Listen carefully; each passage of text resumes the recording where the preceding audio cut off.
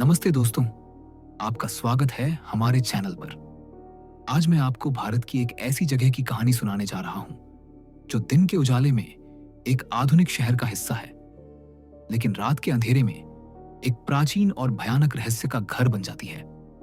मैं बात कर रहा हूं जयपुर के जगतपुरा की। सुनने में तो यह एक आम इलाका लगता है, लेकिन स्थानीय लोगों के बीच इसे डायनों का घर कहा जाता है।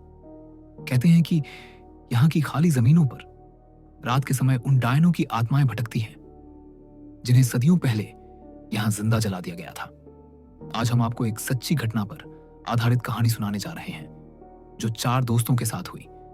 ये चारों दोस्त अंकित, रवि, पूजा और नेहा भूतों पर यकीन नहीं करते थे, लेकिन उस रात जगतपुरा ने उनके सारे वहम तोड़ दिए। तो अपनी सांसें थाम लीजिए, क्योंकि यह सफर आपको खौफ की ऐसी गहराइयों में ले जाएगा जहां से शायद वापसी का कोई रास्ता नहीं है। अंकित, रवि, पूजा और नेहा चारों कॉलेज में पढ़ते थे और उनमें रोमांच का जुनून कूट कूट कर भरा था। वे अक्सर रात में किसी नई जगह की तलाश में निकल पड़ते थे। एक दिन रवि ने उन्हें जगतपुरा की डरावनी कहानियों के बारे में बताया। यार, लोग कहते हैं वहां रात में डायनें घूमती हैं, क्या हम जाकर देख सकते हैं? रवि ने उत्साहित होकर कहा। शुरू में तो अंकित, जो हमेशा हर बात का वैज्ञानिक कारण खोजता था, हंसने लगा। यह सब बस कहानियां हैं रवि, आजकल के जमाने में कौन डायनों पर यकीन करता है? लेकिन पूजा और नेहा, जो थोड़ी डरपोक थी, इस विचार से ही कांप उठी। लेकिन अंकित ने उन्हें यकीन दिलाया कि वह उनके साथ है और कुछ नहीं होगा। अंत में उन्होंने फैसला किया कि वे रात के 12 बजे जगतपुरा के उस हिस्से में जाएंगे जहां सबसे ज्यादा डरावनी घटनाएं हुई थीं। रात के ठीक 12 बज रहे थे जब उनकी कार जयपुर की चमक दमक वाली सड़कों से निकलकर जगतपुरा की सुनसान गलियों में दाखिल हुई। सड़क पर कोई रोशनी नहीं थी और चारों ओर घना अंधेरा था।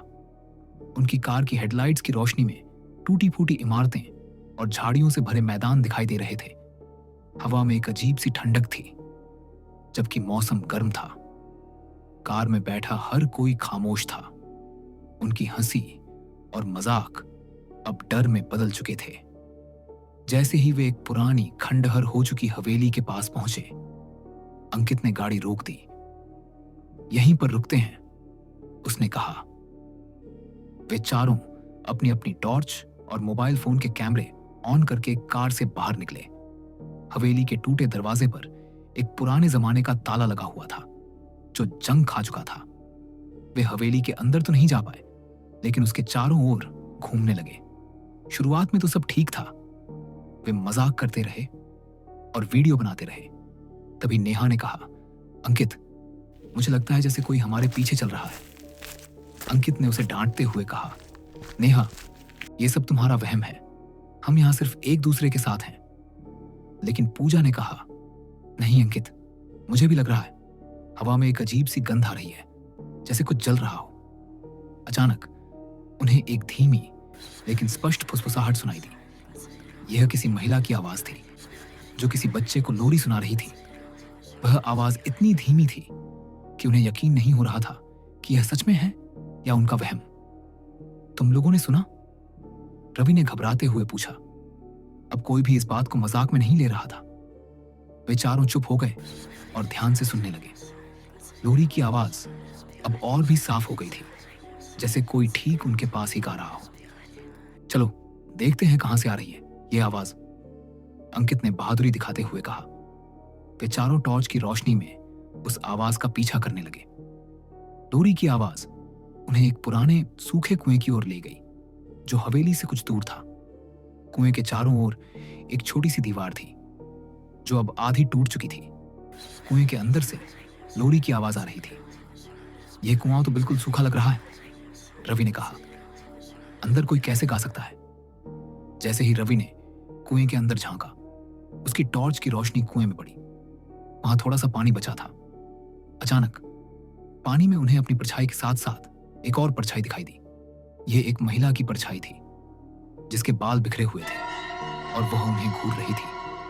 रवि डर के मारे पीछे हटा। वहां कोई है, उसने कांपते हुए कहा। जैसे ही उन्होंने कुएं के अंदर फिर से देखा, वह परछाई गायब हो चुकी थी। अब उनका सारा साहस खत्म हो चुका था।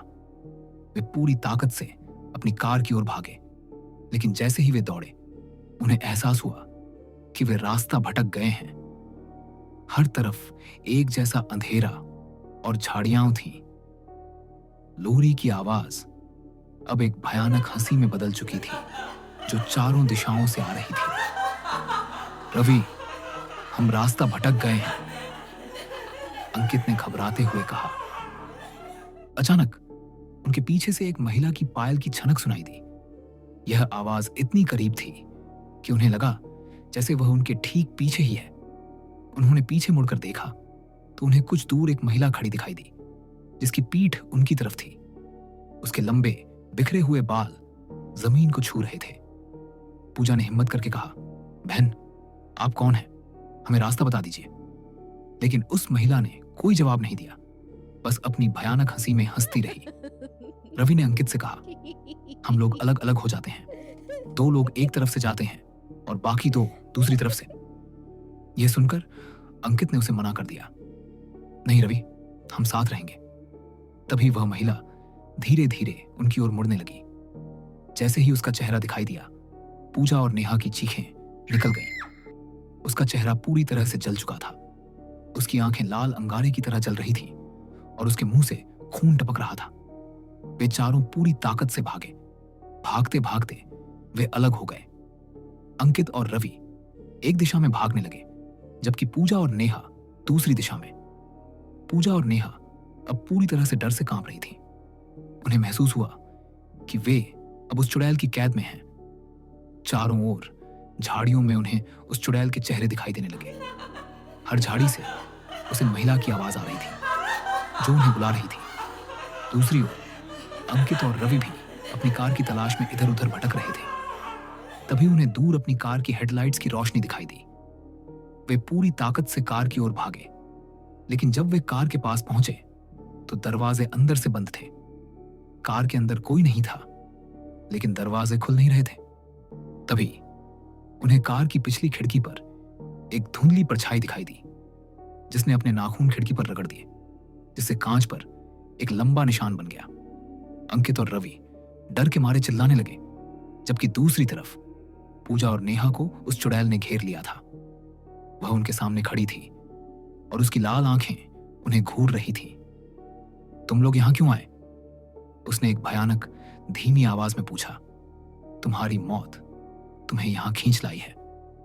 अंकित ने हिम्मत करके अपनी कार की खिड़की तोड़ दी और रवि के साथ अंदर घुस गया।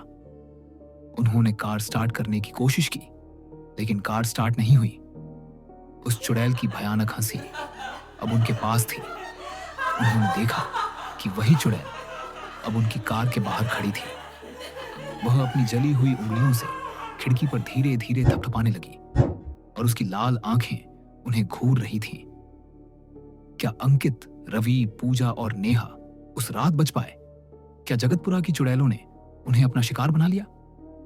यह एक ऐसा सवाल है जिसका जवाब आज तक किसी के पास नहीं है। वीडियो पसंद आए तो लाइक, शेयर और सब्सक्राइब करना ना भूलें। मैं ऐसी ही और भी सच्ची घटनाओं पर आधारित सस्पेंस कहानियों के साथ फिर आऊंगा। तब तक अपना ख्याल रखना।